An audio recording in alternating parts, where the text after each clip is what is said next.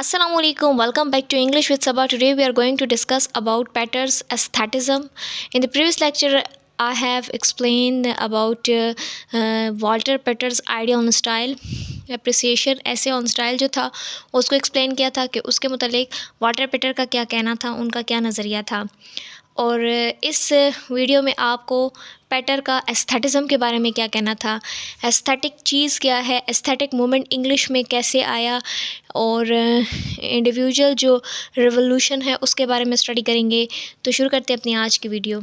Early 19th century में French philosopher Victor के cousin के साथ मिलकर एक फ़्रेंच नारा बुलंद किया, आई आर्ट फॉर आई आर्ट, जिसको इंग्लिश लैंग्वेज में इस तरह से कहा जाता है, आर्ट फॉर आर्ट सेक। पेटर के एस्थेटिज़म को जानने से पहले हमें ये पता होना चाहिए कि एस्थेटिक वर्ड है क्या, इसकी डेफिनेशन क्या है। तो एस्थेटिक को अगर आसान लफ्ज़ों में देखा जाए तो ये ऐसी फ़िलासफ़िकल स्टडी है जिसमें ब्यूटी और टेस्ट को देखा जाता है, यानी नेचर का आर्ट और उसका किस तरह का टेस्ट है, उसकी ब्यूटी है, उन चीज़ों को अप्रिशिएट किया जाता है। It is called aesthetic. तो इसमें हम इसको इस तरह से भी डिफ़ाइन कर सकते हैं कि एक क्रिटिकल रिफ्लेक्शन किसी आर्ट पर, कल्चर पर या नेचर पर। तो ये अगर आसान लफ्ज़ों में देखा जाए तो एस्थेटिक इसको कहते हैं। एस्थेटिक को ग्रीक वर्ड से डिराइव किया गया है जिसका मतलब है सेंस परसेप्शन। जब इथिक्स की बात आ जाती है तो वो एस्थेटिक जो है तब एक्सियोलॉजी का पार्ट बन जाता है, यानी एक्सियोलॉजी का मतलब फ़िलासफ़िकल स्टडी ऑफ गुडनेस और वैल्यूज़। एस्थेटिक की ब्रांचेस की तरफ चलते हैं कि इसकी कितने ब्रांचेस हैं। Aesthetic judgement, universals and ethics. Aesthetic judgement में ऑब्जेक्ट्स को प्योरली जज किया जाता है, उसकी खासियत देखी जाती है। अगर हम नेचुरल ऑब्जेक्ट्स की बात करें तो उसमें ब्यूटीफुल रोज़ आ जाता है, ठीक है। कोई भी वर्क ऑफ आर्ट है उसके बारे में जज किया जाए तो वो जजमेंट जो है एस्थेटिक जजमेंट हो जाती है। जैसे कि ब्यूटी को देखा जाए, एक्सप्रेशन को देखा जाए, ओरिजिनलिटी, स्किलफुलनेस या टिपिकलिटी देखी जाए, तो ये है एस्थेटिक जजमेंट, राइट। फिर एस्थेटिक यूनिवर्सल और एस्थेटिक एथिक्स, इसकी ब्रांचेस की बात हो रही है, ठीक है। तो अक्सर स्टूडेंट जो है वो इसमें कंफ्यूज हो जाते हैं कि एस्थेटिक और एथिक्स में क्या डिफरेंस है। एस्थेटिक्स जो है इसका कंसर्न है कि what is beauty, what is ugliness and how can beauty improve our lives, जबकि एथिक्स का कंसर्न जो है वो ऐसे सवालात से है, what is right, what's wrong and how can we make the best decisions. It might seem strange to some that these two branches can be confused with each other.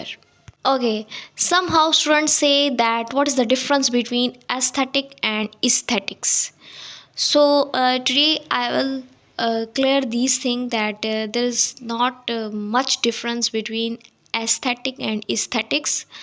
The fundamental distinction between aesthetic and aesthetic is that जो ए से aesthetic लिखा जाता है वो British English है, जबकि जो ई वाला लिखा जाता है एस्थेटिक्स जो है वो अमेरिकन इंग्लिश है। Aesthetic and aesthetics are two terms जो कि एक ही मायने के लिए यूज़ होते हैं। इसको डिस्कस किया जाता है किसी भी आइडिया के लिए जहाँ पे ब्यूटी और टेस्ट की बात हो रही हो, यानी आर्ट को देखा जाए, उसकी ग्लोरीनेस को देखा जाए, तो इसके लिए हम एस्थेटिक का वर्ड यूज़ करते हैं। इसके बाद देखते हैं कि एस्थेटिक मूवमेंट का मतलब क्या है। एस्थेटिक मूवमेंट किसको कहा जाता है।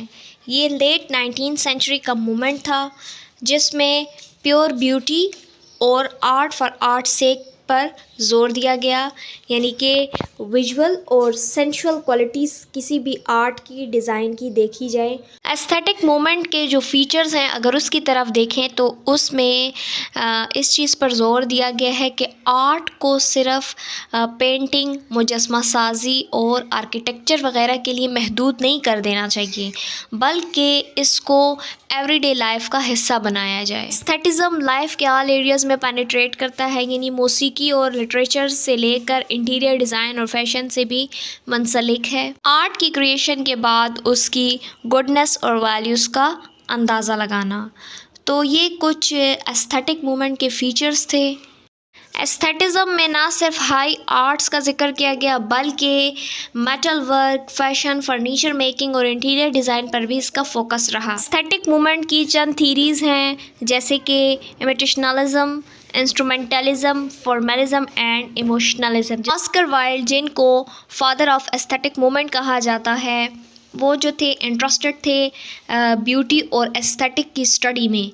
उनका सबसे बड़ा काम ये था कि वो राइटर को चैलेंज करते थे लिटरेरी स्ट्रक्चर और उसकी काजेज़ में यानी कंट्रोवर्सीज़ में। एक्चुअली ऑस्कर वाइल्ड ने एस्थेटिज्म को इन्वेंट नहीं किया था यानी उसको ईजाद नहीं किया था, लेकिन वो एक ड्रामेटिक लीडर थे।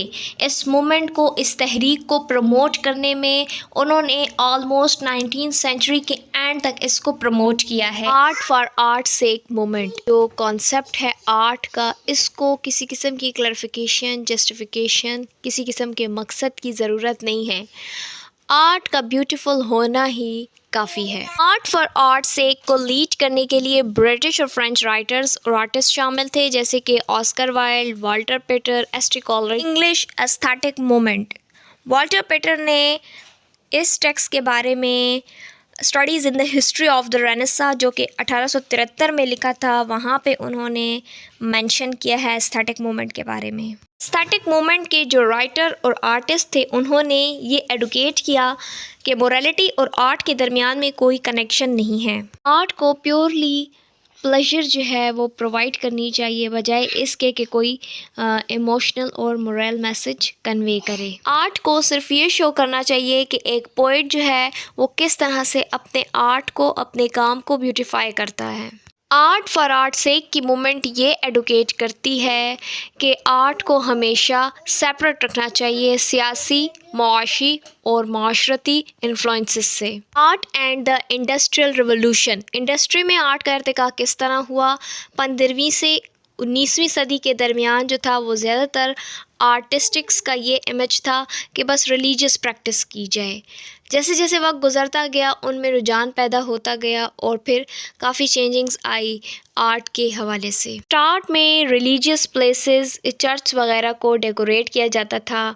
बाद में उनको ये भी अंदाज़ा हुआ कि गोल्ड का आर्ट, इसी तरीके से पेंटिंग्स और होम और ऑफिसेस वगैरह को किस तरह से डेकोर किया जाता है, उसमें भी आर्ट को अप्लाई कर दिया गया। हम ये जो इंडस्ट्रियल रिवोल्यूशन था इसके ज़रिए से एक सोशल स्ट्रक्चर क्रिएट किया गया जिसमें काफ़ी ज़्यादा तादाद में जो लोग थे उन्होंने शहर की कच्ची आबादियों को छोड़ना शुरू किया।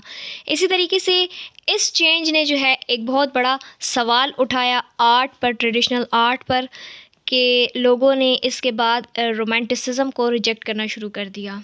इसी दौरान एकेडमिक पेंटर्स जो थे उन्होंने ये रिस्पॉन्सिबिलिटी फ़ील की कि पेंटिंग को प्रेजेंट करके यानी आर्ट को प्रेजेंट करने के बाद सोसाइटी को किस तरह से इम्प्रूव किया जाएगा और ऐसे नक्शो निगार पेश किए जो अखलाकी इक़दार की हिफाजत करें, यानी कि प्रैक्टिकल गाइडलाइंस, स्पेसिफिक नॉर्म्स और code of ethics, good characters, strong moral values show की हैं इमेजेस के ज़रिए।